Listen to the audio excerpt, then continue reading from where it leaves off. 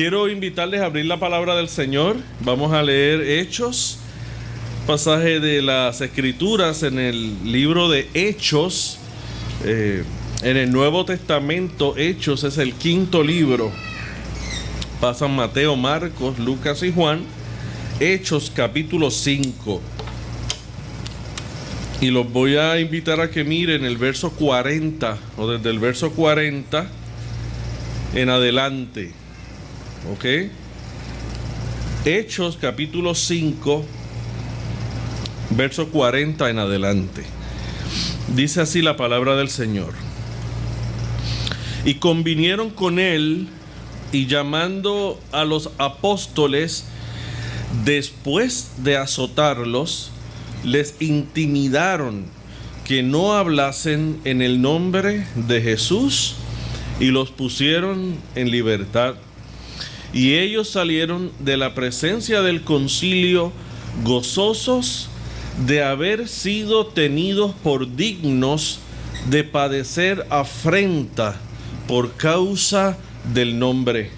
Y todos los días en el templo y por las casas no cesaban de enseñar y predicar a Jesucristo. El verso, capítulo 6, el verso 1. En aquellos días, como creciera el número de los discípulos, hubo murmuración de los griegos contra los hebreos, de que las viudas de aquellos eran desatendidas en la distribución diaria. Miren el capítulo 7, un capítulo después, versos 59 y 60. Bien, capítulo 7, versos 59 al 60. Y apedreaban a Esteban mientras él invocaba y decía: Señor Jesús, recibe mi espíritu. Y puesto de rodillas, clamó a gran voz: Señor, no les tomes en cuenta este pecado. Y habiendo dicho esto, durmió. Padre, gracias te damos en esta mañana por este tiempo que podemos compartir juntos tu palabra. Te pido, Señor, que nuestras vidas sean profundamente edificadas al escuchar tu palabra y al escuchar la voz tuya hablando a nuestro corazón en las diversas situaciones que nosotros podríamos estar enfrentando o afrontando la mañana de hoy. Te pido que esta palabra sea refrescante, que traiga vida, que traiga esperanza, que nosotros podamos acercarnos a ella en plena certidumbre de fe, sabiendo que tú eres el que hablas a nuestros corazones para traer calma en medio de nuestras situaciones, y que eres poderoso para hablar a nuestra vida, Señor, y transformar incluso nuestros corazones cansados y cargados por el día a día. Te agradecemos esta mañana y te pedimos que sea de bendición, Señor, el tiempo que vamos a estar juntos, tanto como el que ya hemos estado adorando tu nombre. He orado en el nombre bendito de Jesús. Amén, amén, amén. Quiero que nosotros miremos hoy a esta iglesia de Hechos en medio de la oposición, en medio de las dificultades. Y es bueno presentar esta iglesia, y los versos que leí particularmente presentan cómo la iglesia del Señor siempre ha tenido oposición. La oposición de un mundo, la oposición de los sistemas, la oposición de muchas personas que no creen, que no quieren saber nada de Dios, y presentan de alguna manera una oposición férrea al mensaje del evangelio de nuestro Señor y Salvador Jesucristo. Estos tiempos no son tiempos donde la iglesia se libre de la oposición, al contrario. Pienso que la oposición que estamos teniendo y que seguiremos teniendo va a ir creciendo cada vez más, y nosotros vamos a tener que comenzar a enfrentar esta realidad a la luz de la palabra de Dios, sabiendo que el Señor, en medio de todas las situaciones que podamos vivir, sostiene la iglesia y la afirma de una manera extraordinaria. Lo primero que yo quiero mirar es que la adversidad siempre pretende callarnos la boca y callar nuestro corazón. Pretende callar nuestra fe. Y a veces nosotros tenemos algún conflicto cuando, por ejemplo, miramos este Salmo 91 que dice que nosotros podemos morar bajo la sombra del Omnipotente. ¿Saben ese? ¿Han escuchado ese verso? El que habita al abrigo del Altísimo morará bajo la sombra del Omnipotente.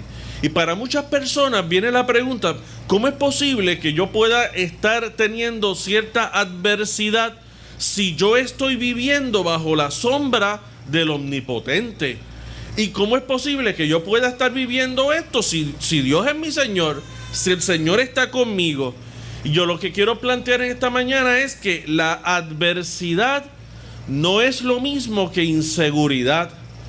La adversidad y la inseguridad son dos cosas completamente diferentes. Por ejemplo, cuando nosotros miramos, estamos en una isla caribeña y nos anuncian de un huracán. De un huracán que viene categoría 1 y va subiendo categoría 2 y va subiendo categoría 3 y nosotros nos asustamos. Ciertamente el saber que ese huracán nos va a golpear es una adversidad, porque muchas cosas pueden ser afectadas por ese huracán. Pero si nosotros tomamos las medidas de precaución, podemos estar seguros en medio de la adversidad. Lo pueden comprender, de modo que la seguridad no tiene nada que ver con la adversidad. Nosotros siempre vamos a tener adversidad, pero en la mano de Dios siempre vamos a estar seguros. El Señor siempre va a cubrirnos y vamos a estar bajo la sombra del Omnipotente. Nuestros pensamientos, nuestro corazón, nuestra vida estará protegida por el Señor, cualquiera sea la situación que nosotros tengamos que enfrentar. En un momento dado, Jesús le dice a la mujer samaritana, le hace esta pregunta: si supieras quién te pide de beber. ¿Ustedes se acuerdan? En una conversación que Jesús tuvo con una mujer samaritana de otro pueblo, ella le dice a Jesús: mira, ¿no se supone que tú y yo estemos hablando? No se supone que tú y yo estemos hablando porque tú eres judío y yo soy samaritano, y los judíos y los samaritanos no se llevan. Jesús comienza a hablar con esta mujer y le dice: si supieras quién te pide de beber. Es decir, si tú conocieras quién es quien te pide de beber. Y a mí me parece que aquí es donde está uno de los problemas más importantes de nosotros los creyentes. Si nosotros supiéramos quién es el que nos cubre. Si nosotros supiéramos debajo de qué sombra es que nosotros estamos protegidos. Si nosotros supiéramos el gran poder de Dios que te cobija y que te cubre y que te protege aún en medio de la adversidad, nosotros entonces estaríamos mirando al frente y diciendo: no importa la adversidad que yo enfrente, Dios está conmigo, el poderoso está conmigo. Yo soy firme, estoy firme en el Señor porque conozco el que me protege y conozco el que me cuida. Si conociéramos la sombra que nos cubre, nosotros entenderíamos que la adversidad y la inseguridad no son sinónimos, no son iguales. Puedo pasar adversidad, pero también puedo estar seguro en la mano de Dios. Hay mucha gente que puede hablar de esto. Bien, Martita puede hablar como una suegra que en esta semana vio la mano de Dios obrando en la vida de su nuera. De una manera extraordinaria. La adversidad que vivieron no es lo mismo que inseguridad. Dios estaba allí. Dios estaba allí. Y donde Dios está, hay paz. Y donde Dios está, hay seguridad. Oye, y hay cosas que de verdad no las podemos entender. Yo no quiero tapar el cielo con la mano. Somos seres humanos. Y cuando golpean las cosas y vienen preguntas, ¿bien? Y usted tiene todo el derecho de sentarse: Señor, ven acá, explícame esto que yo no entiendo. Pero lo que yo quiero decir es que por encima de todo entendimiento, porque la palabra de Dios dice que la paz de Dios que sobrepasa todo entendimiento y conocimiento es la que va a cubrir nuestra mente y nuestro corazón. De modo que hay cosas que nosotros no las podemos explicar y entender, pero que están bajo la poderosa mano de Dios. Y cuando nosotros somos guiados por la poderosa mano de Dios, que en el Antiguo Testamento hay una expresión que dice el brazo poderoso del Señor. Cuando estamos bajo el brazo poderoso del Señor, nuestras vidas, dentro de todo lo que podamos estar viviendo como creyente, como iglesia, como institución, estamos sostenidos por la mano poderosa y fiel de nuestro Señor y Salvador. Yo quiero mostrarle una foto. Se llama, ella, no sé si ya está lista la foto, Ivania. Ella se llama Jani Erickson Tada. Fue una de las invitadas, una de las conferenciantes invitadas dentro del concilio de la Alianza Cristiana y Misionera celebrado este año en junio en Long Beach, California. Ella fue una de las conferenciantes. Es una hermana cuadraplégica. A los 17 años tuvo un accidente en natación que la dejó cuadraplégica. Y hoy ella entonces está dando conferencias y hablando del amor de Dios y de la bendición de ella tener a Dios en su corazón. En la revista Alliance Life, es la revista oficial de la Alianza Cristiana y Misionera, aparece una foto de ella a página entera con la siguiente expresión, que fue una de las citas que ella dijo durante la conferencia que dio: Jesús no vino a hacerme feliz, saludable y a tener una vida libre de problemas. Él vino a hacerme más como Él. ¿Cuál fue otra de las conferencias que ella dio? La presencia de Dios en la ausencia de sanidad.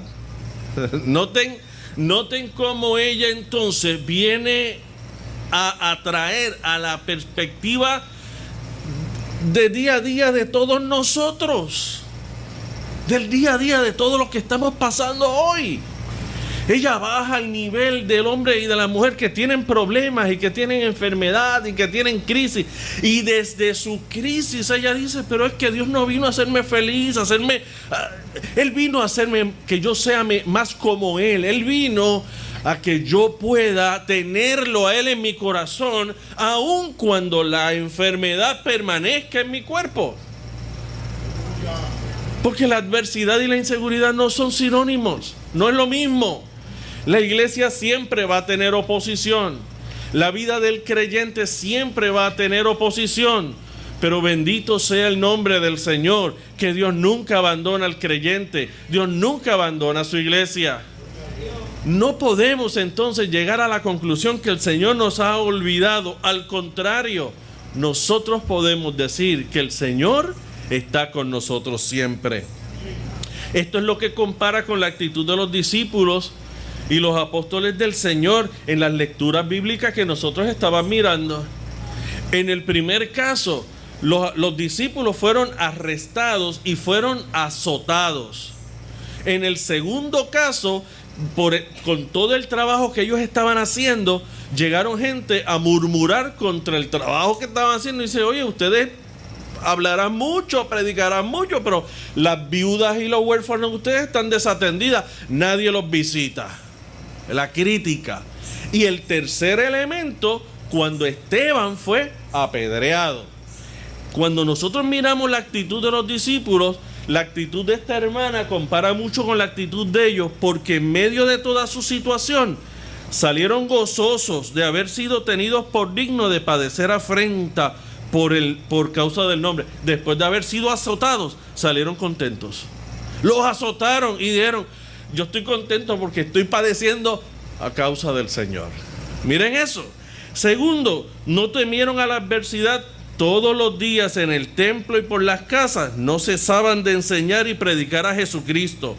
En el caso de Esteban, lleno del Espíritu Santo, puestos los ojos en el cielo, vio la gloria de Dios y a Jesús que estaba a la diestra de Dios, y dijo: he aquí veo los cielos abiertos y al Hijo del Hombre que está a la diestra de Dios. Porque cuando hay oposición y hay adversidad, es una gran oportunidad de ver los cielos abiertos, que la mano de Dios va a venir a nuestras vidas para traer paz y calma en medio de esa tormenta.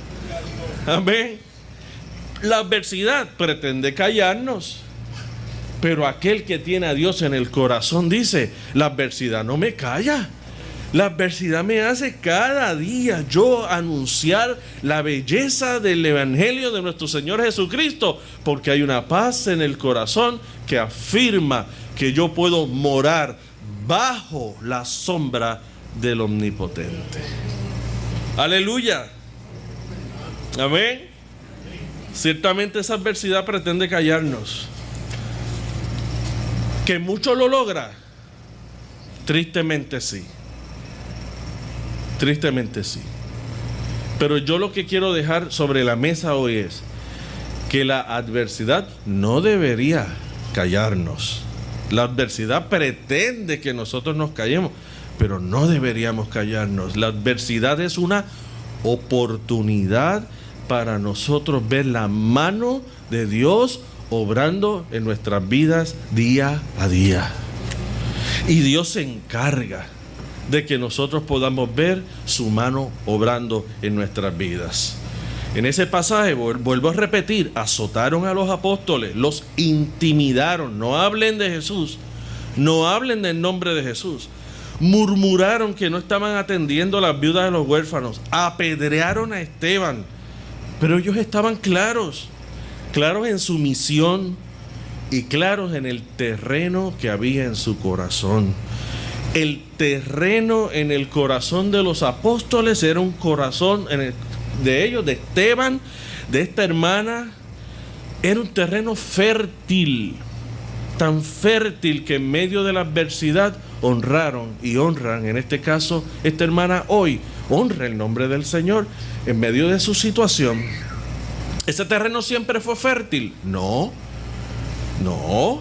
Miren, el testimonio bíblico nos dice que los discípulos, algunos negaron a Jesús, todos lo abandonaron excepto Juan. Juan lo vemos al pie de la cruz con María, pero todos los demás se fueron. Pedro lo niega 3 veces, pues naturalmente Judas lo vende, Tomás no cree. Nosotros miramos a estos discípulos y tal vez los culpamos y los golpeamos por lo que le hicieron al maestro. Miren, nosotros también somos Pedro, nosotros también somos Tomás, nosotros también somos Judas en algún momento de nuestra vida. Nosotros somos todos los discípulos en su expresión de glorificar el nombre de Dios y en su expresión también de huir en momentos donde la fe nuestra es conmovida. Nosotros somos todos esos personajes. En nosotros viven, en nosotros pelean. ¿Quién sale adelante, quién no? En la vida de estos discípulos, no siempre el corazón era un corazón fértil, pero ellos aprendieron a amar a Dios. Ellos aprendieron a conocer a Dios.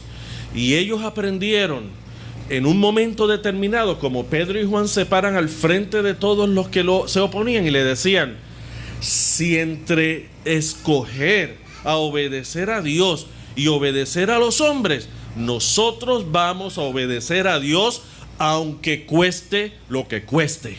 Y esa expresión solamente se puede dar en aquellos que conocen al Señor.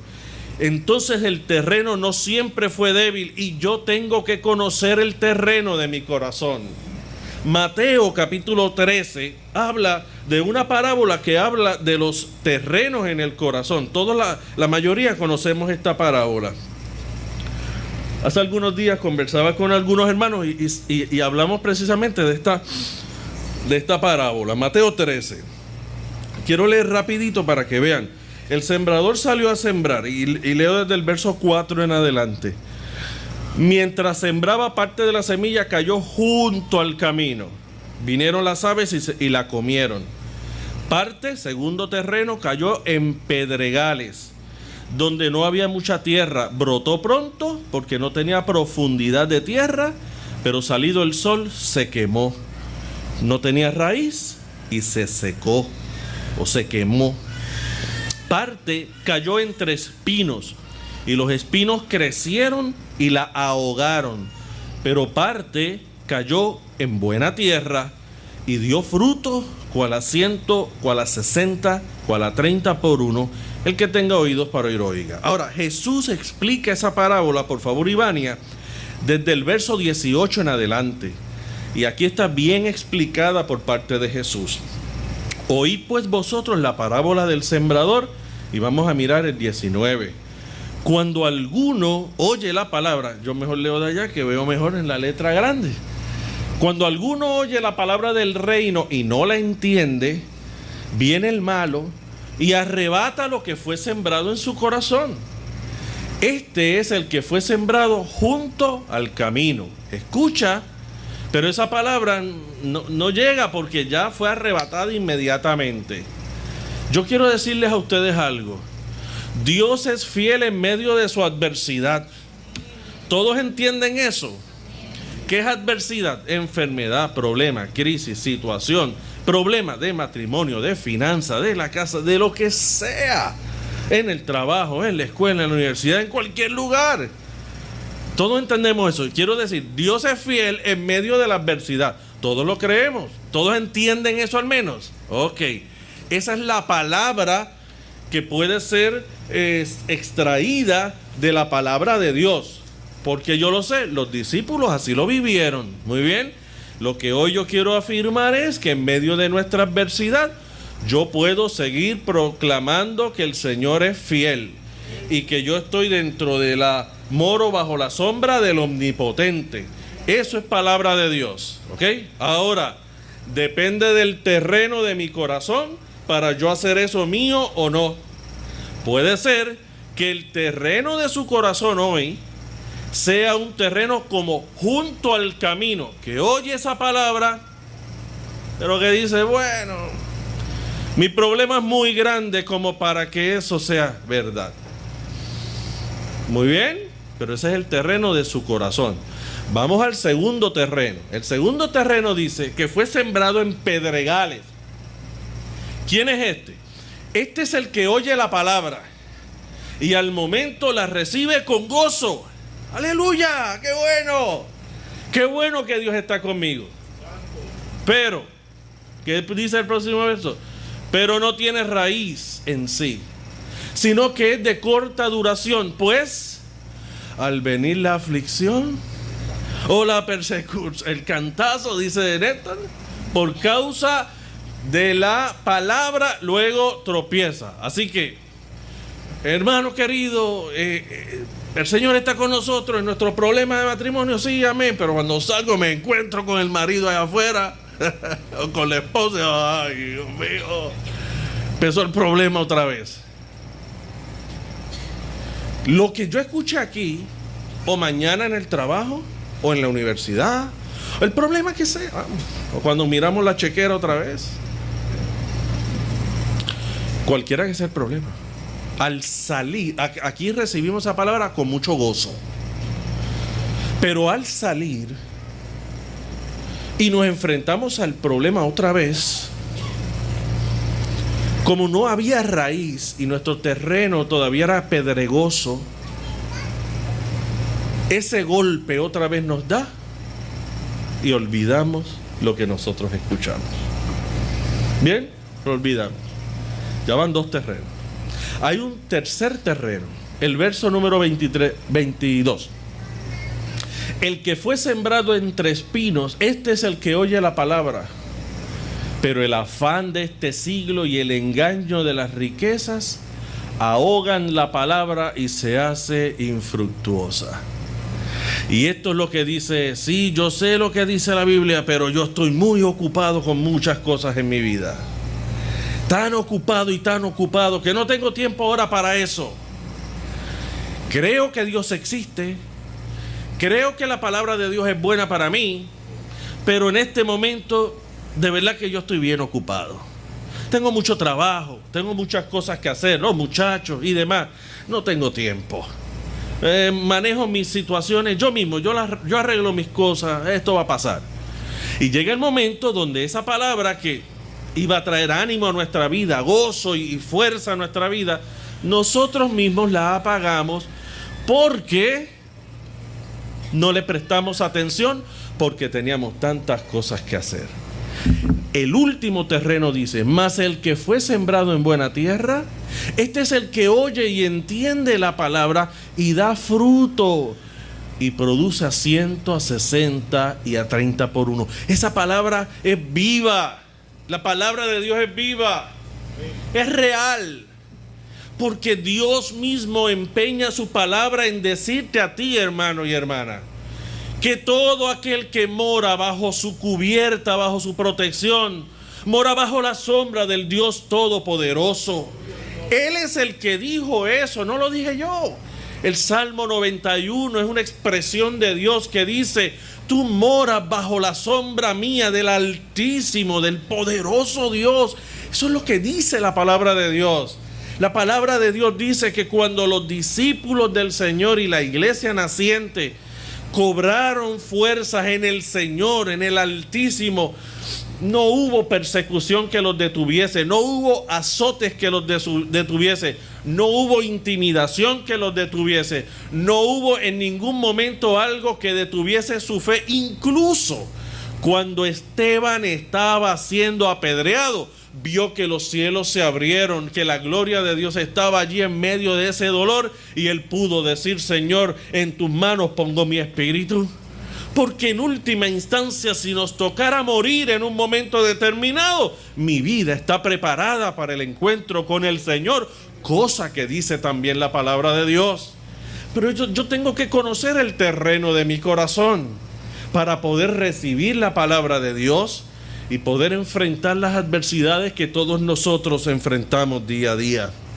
Hubo un terreno que no era bueno, 3 terrenos que no eran buenos, una variedad de terrenos que no eran buenos para recibir la palabra y creerla por fe, pero solamente un terreno, y es aquel terreno fértil, terreno bueno. Es ese terreno que cree lo que Dios nos está diciendo, que mira la palabra de Dios y dice: yo creo que lo que aquí dice es verdad para mi vida hoy, que Jehová es mi pastor, que nada me faltará. Y otra vez traigo el mismo verso del Salmo 23:1. Yo lo creo, que yo puedo clamar a Dios y Él me va a responder, que yo puedo poner mi ansiedad en sus manos y Él va a tener cuidado de mí. Por eso dice la Biblia que puedo llegar a Cristo cargado y cansado y que Él me va a hacer descansar. Hermanos, el terreno fértil, el terreno bueno, recibe la palabra y dice: yo te creo, Señor, porque es palabra de Dios. Yo lo creo, y lo creo de tal manera que te voy a hacer parte de este problema mío y lo voy a poner en tus manos, y voy a creer que tú me vas a dar la fuerza para yo sobrellevar este problema. Me dirás: pero el problema se va a desaparecer. Si pones la foto de la hermana, ahí está la respuesta. El sillón de ruedas nos dice que el problema no desapareció. Ella puede tener una mano levantada, pero su mano levantada está totalmente doblada. Y la otra mano también está totalmente doblada. Esa foto nos dice a nosotros que el problema no necesariamente desapareció, pero es que hay algo más importante que Dios quiere, en donde Dios quiere trabajar. Y Dios quiere trabajar en el terreno del corazón, porque es allí, en ese corazón, donde va a expresar y donde van a salir las palabras que van a afirmar lo que yo soy. Yo no soy un fracasado porque esté en un sillón de ruedas. Yo no soy un fracasado porque en medio de mi vida pueda tener padecimientos de asma. Yo no soy un fracasado porque en mi situación en alguna situación puedan tener diabetes, o puedan tener situaciones físicas, o puedan tener lo que podamos tener. Yo no soy un fracasado por muchas otras cosas. Mi vida le pertenece a Cristo, mi corazón le pertenece a Cristo. Y cuando mi corazón es un corazón que ama a Dios y que está bajo la sombra del poder de Dios, ese corazón, desde la profundidad de la situación que fuera, ese corazón va a decir: bendita sea la gloria del Señor, porque en medio de mi crisis yo puedo ver a Dios obrando en mi vida y obrando en la vida de mi familia y obrando en lo que yo estoy pasando. Porque Dios es real y atiende nuestra voz y atiende nuestro clamor. Y en medio de la tormenta trae paz y trae seguridad y trae esperanza y trae gozo. Planteo que sea fácil. No, yo no creo. Y otra vez vuelvo. ¿El terreno de esta hermana siempre fue fértil? Yo entiendo que no. En algún momento vinieron unas dudas serias, existenciales a su vida.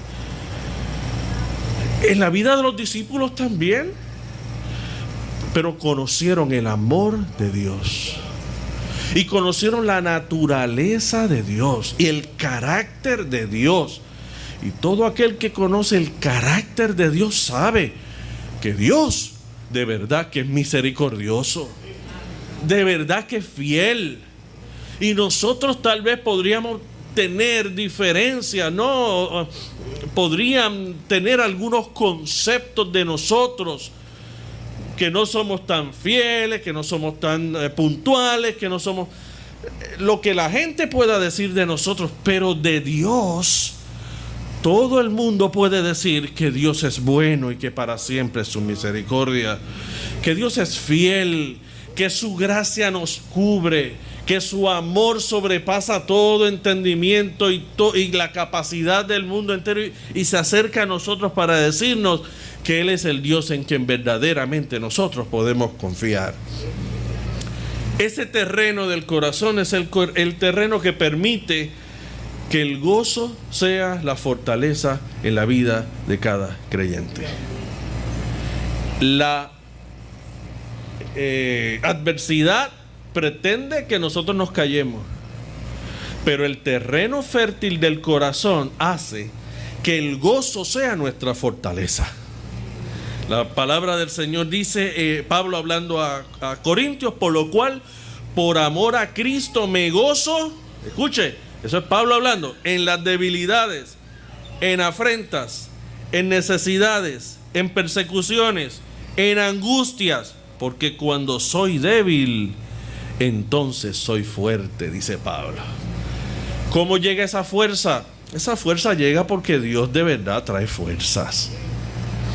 No es la fuerza de poder cargar algo físicamente, es la fuerza de poder sobrellevar la situación. Es la fuerza de poder mantenernos firmes sabiendo que Dios va a llegar. Es la fuerza de mantenernos expectantes porque yo sé que Dios va a suplir. Es la fuerza de mantenernos en medio de toda la situación alertas. Yo sé que Dios lo va a hacer. ¿Cuándo? Yo no sé, no me toca a mí saber cuándo. Yo sé que lo va a hacer. Sé que lo va a hacer. Y llega el momento donde llegamos al hospital y llegamos a la cita y llegamos al trabajo y llegamos y cosas lindas han pasado para la gloria de Dios que traen paz y calma y nos dicen yo sé que Dios es fiel, y llega en el momento en que lo necesitamos. La fuerza sostiene en la vida del creyente el gozo del Señor, que nos da la fuerza que sostiene la vida del creyente. Porque lo que sostiene al creyente no es la ausencia de adversidad. Si el Señor me quitara esto, yo entonces estaría... Hermanos, si el Señor nos quitara el problema A, pues vamos a recibir el problema B y el problema C. Y el D, E, F, prepárese porque vienen juntitos, porque dicen que la comida del pobre llega toda junta. ¿Verdad? Llegó el D, el E y el F, juntos. Y ahora igual que cuando tenía problema, a Dios sigue conmigo. Y llegó el B, llegó el C, llegó el D, llegaron todos juntos, Dios sigue conmigo. Y cuando pasé el A, hizo que la fibra de mi vida fuera tan fuerte para sobrellevar los próximos. Y cuando superé los próximos, me hizo fuerte para superar 2 problemas a la vez y 3 problemas a la vez.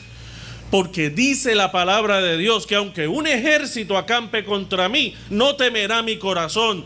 Nuestra vida está escondida en Cristo, nuestra vida está escondida en Dios. Dios pelea con nosotros y pelea por nosotros. Bendita sea la misericordia del Señor. Los tiempos que vive la iglesia son tiempos de gran oposición. Como iglesia, como creyentes también. Pienso que todavía no lo hemos visto todo. Pero la iglesia sigue teniendo una misión. La iglesia no puede pensar que no tiene una misión. Si la iglesia piensa que no tiene misión, no es iglesia.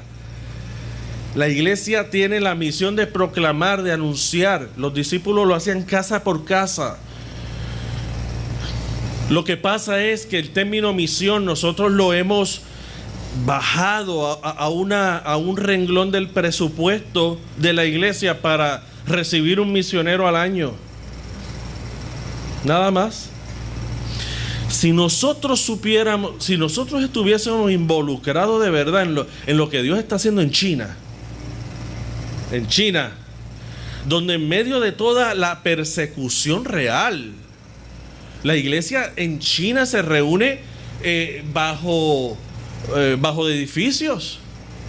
Hay unas iglesias oficiales, pero esas iglesias oficiales, incluso el lenguaje tiene que ser muy, muy moderado, porque aún así las pueden cerrar. Hay unas iglesias permitidas por el gobierno, pero hay unas iglesias que están metidas. Y la iglesia sigue creciendo, y la iglesia sigue creciendo, y la iglesia sigue creciendo. Además, ellos dicen, la persecución es parte de ser cristiano, punto. La persecución es parte de ser cristiano, es parte del paquete de ser cristiano. Así que para ellos no hay otra cosa que no sea ser perseguidos por la causa del evangelio de nuestro Señor Jesucristo. Pero nosotros no. De hecho, a nosotros nos asusta pensar ser perseguidos. Dos contextos completamente diferentes. Si nosotros estuviésemos empapados de lo que vive la iglesia china, nosotros estaríamos seguros que lo que estamos viviendo hoy no compara con lo que está viviendo China. Pero también estaríamos seguros que mientras la oposición crece y la opresión crece, también el evangelio de nuestro Señor Jesucristo sigue creciendo, porque en la debilidad de la iglesia, el gozo del Señor la hace fuerte para enfrentar la adversidad que sea. Que muchos se van a quedar en el camino, sí, porque no quieren ser perseguidos. Eso pasa en todo lugar y en todo tiempo.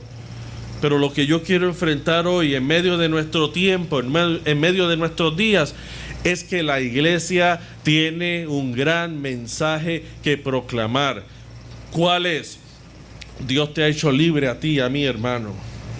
Dios ha traído paz a tu corazón y al mío, hermano. Eso hay que anunciarlo. Hay que decirlo.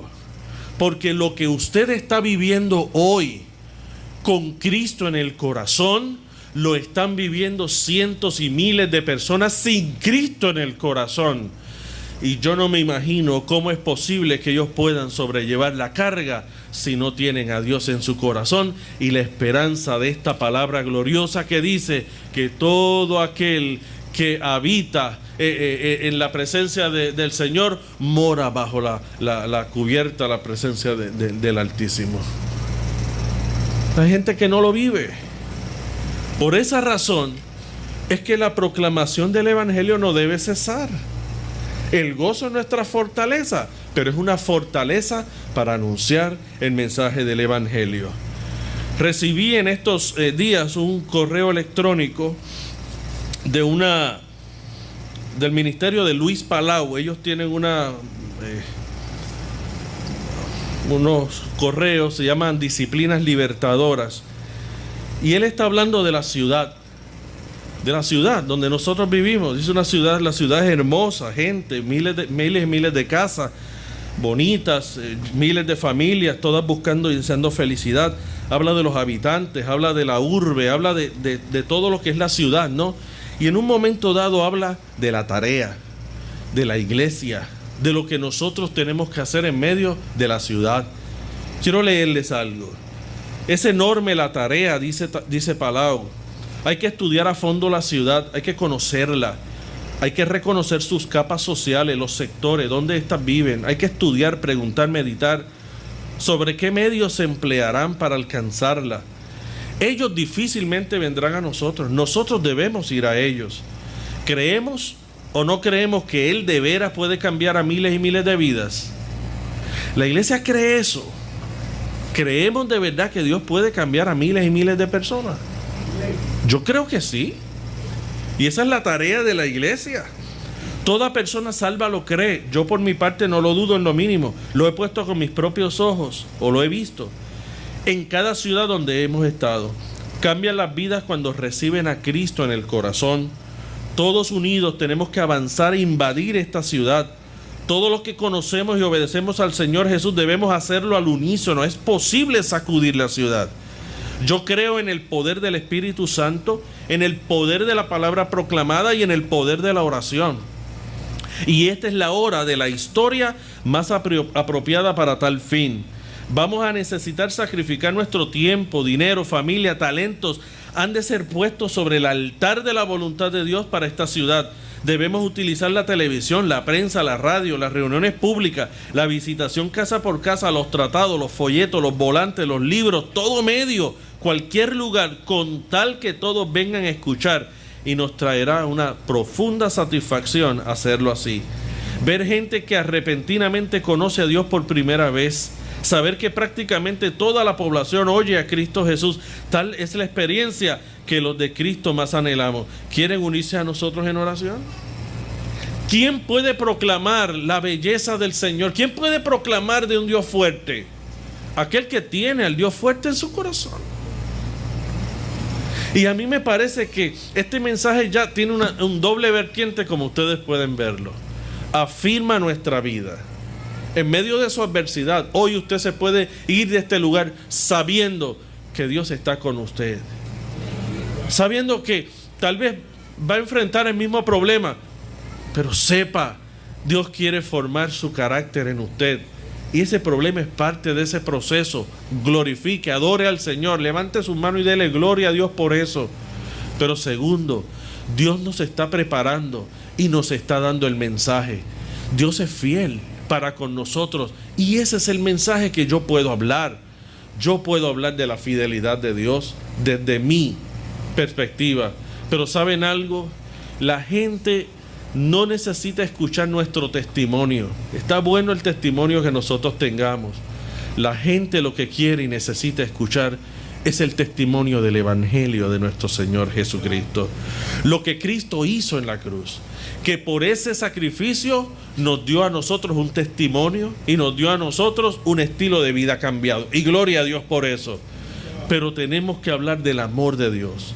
Que lo que Dios está haciendo en la vida de Margarita y su familia, también lo puede hacer en la vida de Luisa y su familia, quien quiera que sea Luisa y su familia. Que lo que Dios está haciendo en la vida de Lourdes y su familia, lo quiere hacer también en la vida de Milagros y su familia, quien quiera sea Milagros y su familia.